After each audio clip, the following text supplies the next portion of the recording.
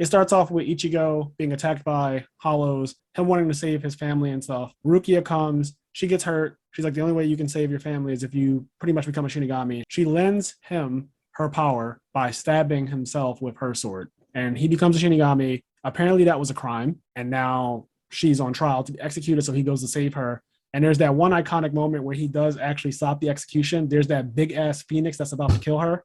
Yeah. And the whole Goatee 13 is like watching. And Ichigo comes out of nowhere and fucking dispels the whole thing. And I don't even know how he did that. That phoenix, that a fire looked like it could destroy anything. And he just was like, no. Like just straight up no. Hit him with the if you want some action. Yup, that fucking music. You have to be the center of attraction.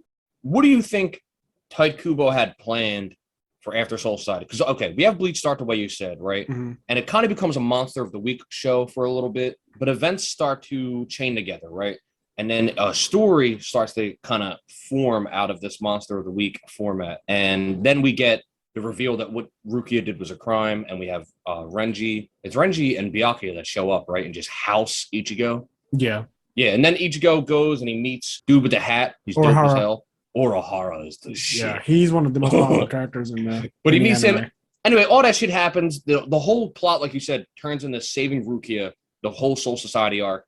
And that's all of pretty much the absolute pinnacle of Bleach, in my opinion. There's cool things that happen after that for sure. But the pinnacle of Bleach is from the beginning all the way up through the whole Soul Society arc. Mm. And like you said, Bleach started with Rukia committing that crime that we didn't know was a crime at the time to Soul Society, where her's being punished for that crime and then being rescued. Do you think there was much planning that went into what was going to happen after that? Because I do feel like after that is when a lot of people started to go, yeah, Bleach starts to slip here, et cetera, et cetera. I feel like all of the beginning of it is definitely planned. I think that it was always known that that was a crime, which she did. She was going to be rescued. The big part of Bleach, what Bleach actually becomes, is Aizen. And so at the end of the Soul Society arc, you find out, because the whole thing when they went was there was a mystery about how Aizen died. Remember, Aizen was supposedly murdered. Yeah, that shit was fucking, bro, that shit was sick. Yeah, that was it really did create like a murder mystery kind of feel. And you were feeling it out, and people were turning on each other. A captain had been killed, and that was fucking huge because captains are so outrageously powerful. So first of all, you're thinking, well, who could have done it? That's the first thing. And the way his body looked, he looked brutalized. He was like crucified almost. Yeah, up on a wall or something. Yeah, he was like crucified. He looked really bad. So someone really powerful would have had to kill a captain. When they went to Soul Society, it was like this whole murder mystery going on. But you have all this other shit happening at the same time. And it concludes with Aizen being revealed as this villain. And not just any villain. He's ridiculously powerful. And he's fucking with the Hollows, who up until this moment, you had always thought that the Hollows were super... Obviously, they're super evil. They eat human souls and stuff like that, and they go after humans. So Hollows are like this big evil thing, but he had used them to get away from the Goatee 13 unharmed. That laser came down, and once that laser came down, you cannot affect anyone in it. So Aizen was like rising up, and he did the thing where he took off his glasses, and he slicked his hair back. Yeah, slicked his hair back. I think all of that was planned. Yeah, for sure. I don't know how much was planned after that, but that whole Soul Society arc concluding with Aizen, I think that he knew at least I want to get to this point to establish who the real villain is. Because yes, I agree. You don't really have a villain before that. If you want to be technical, you could say the whole Goatee 13 who's trying to kill Rukia, Ichigo's friend, is the villain, but that's not really a villain in an anime. You need to zone in on one concise issue, and killing random hollows, like you said, Monster of the Week, killing random hollows is not going to hold anyone's attention. But when they established that a captain had traded and started working with hollows, and he intended to get the Hogyoko and all that stuff, like that creates a storyline. You now have someone who everyone hates. He's enemy of the state. Also, betrayal is probably one of the biggest ways to get people interested in a story. You see it with Itachi, you see it with Orochimaru, you see it with Sasuke, and you see it with Aizen. You see it with Tozen and Gen, who are two other captains who also are on Aizen's side. And it's like, holy shit, this is like a little coup. Like, this is a whole thing. There's not just one traitor. Aizen's not. Dude, I felt bad. I know some people probably don't care. The dog captain, Kimomura. When my man Tozen turned on him, they were like best friends and shit. Yeah. And Tozen turned on him. I felt bad. I was sad. Yeah, because that was his man. That was his right-hand man. They were like best friends, yeah.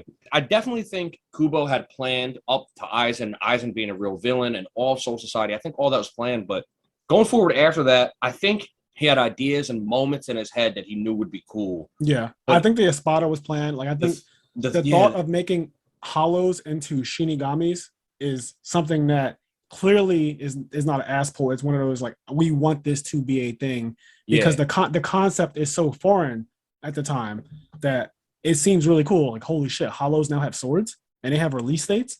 So that like certain stuff like that, like you said, it's just he definitely had certain things beforehand that were established that he probably wanted to convey, but how you get to each point, it seemed like was a little muddy. Yeah, it's a little muddy. I think most people loved pretty much everything up and then all of Soul Society. Yeah. And in the next major arc after that, there's stuff in between. I think the Visored stuff is in between that and Hueco Mundo, where he meets like the Visoreds and like there's like the girl with the blonde hair and stuff. Mm-hmm. That's before the actual Hueco Mundo, right? Yeah, Grimjaw comes and like fucks his ass up. Yeah, Grimjaw beats the shit out of Ichigo. It's not even close. I mean, the introduction to the Espada was really harsh because Ukiura and Yami, the big one, they show up. They were like Vegeta Nappa. They show up first, I'm pretty sure, and Urahara's there, thank God, to protect people. But essentially, they show up, and you don't know anything about what numbers they are. You don't know how powerful they really are, but you can tell that they're next level. You can just, especially Ukiura. He just has that calmness. He was messed up. He's your typical anime villain that's super quiet and calculated and really, really powerful. So you don't understand at first how ridiculous they are. And then you quickly find out, like, holy shit, these are the top 10 villains, basically, next to Aizen. That's when they open, like, a hole in that's when they let the Menos Grande come into the real world, right?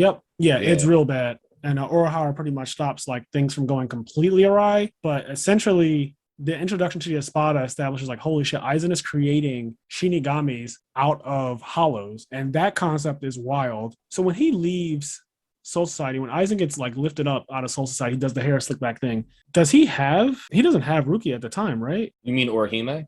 No, I mean Rukia, because Rukia is the one who had the Hogyoko in her. It was inside of her. Oh, yeah, no, he doesn't have Rukia because that's what I was going to say. The whole plot of Hueco Mundo is going to save Orihime whenever they get around to kidnapping Orihime, but Rukia at this time is free, I believe. Right, but I think that he extracted the Hogyoko out of her already. And, because that was the point. He set up, that's right, he set up the execution and the whole thing to lower her soul power or whatever. Yes, okay, it's coming back to Yeah. So that way he could extract it, but he couldn't do anything with it without, or he wanted, we think at the time that he wanted Orihime to do something with her power to the Hogyoko. Come to find out that was not even... Yeah, this is where it starts to get bad. He helped orchestrate Rukia's execution, also that they could bring out like that execution machine that they were using because it had all this Ryetsu built into it, and that And he extracted the Hogyoko out of Rukia. We didn't know what he really wanted to do, but then he goes after Orihime, and you're thinking, okay, it has something to do with her power. And they even mention it when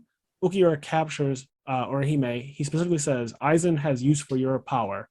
But then he literally didn't even want it, apparently. Like, nothing comes of that, which is where I think when you say a lot of it is just kind of happenstance, it's just like, what the fuck is going on? Stuff like that I didn't really like because he made such a big deal about capturing Orihime. Like, it was such a big deal. And then I'm going it was a whole another rescue arc. It was. And that's where things start to feel even. Hey guys, if you like this clip, we have full video versions of our podcast episodes available on the IMNerd Patreon, as well as exclusive content.